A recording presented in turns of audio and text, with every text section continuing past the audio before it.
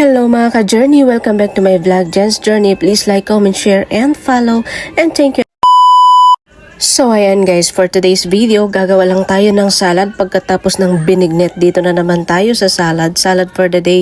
So ito lang yung ingredients na kailangan ko. Cucumber, lettuce, and syempre 2 boiled egg, century tuna, and syempre mayonnaise. So ayan, ready ko na yan, nakat ko na yan. So ikakat lang natin yung boiled egg para ma-mix siya mamaya. So yan, kakat lang natin ng boiled egg as ikaw nang bahala kung anong cut yung gusto mo. Basta sa akin, it's just a cube, so cut like that lang.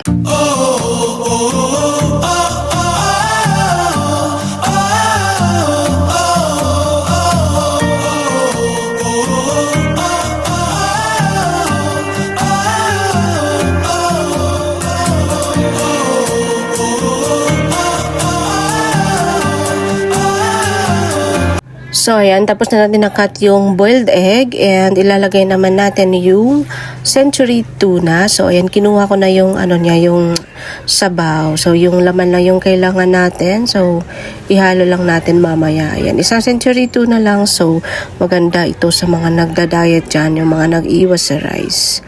So ako naman, hindi naman ako totally nagda-diet ng umiiwas lang talaga ako sa rice. Kaya minsan, salad or more on veggies tayo. So ayan, may mayonnaise syempre. So, you can put as many as you can, no? Sa mayonnaise, depende sa'yo. Ikaw na rin yung magtansya ng lasa. So, sa akin, dinamihan ko yung mayonnaise. Ayan. Basta meron pa.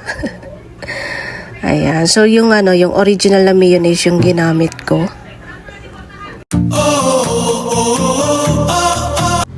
And syempre, haluin na natin. Kaso parang maliit yung bowl na nilagyan ko. So, ilipat ko muna siya para mahihalo ko siya ng mabuti. And of course, pagkatapos niyang ihalo, ready to eat na yan. So, ayan, dito kakain na tayo. Titikman na natin ang ating vegetable salad with tuna and mayonnaise. So, ayan, syempre, niyaya ko yung isang taon dito sa likod ko. Pero sabi niya, mamaya na daw kasi busy pa yung buhay niya. So yan, masarap, no, not bad. And sa mga nagda-diet, sakto to sa inyo.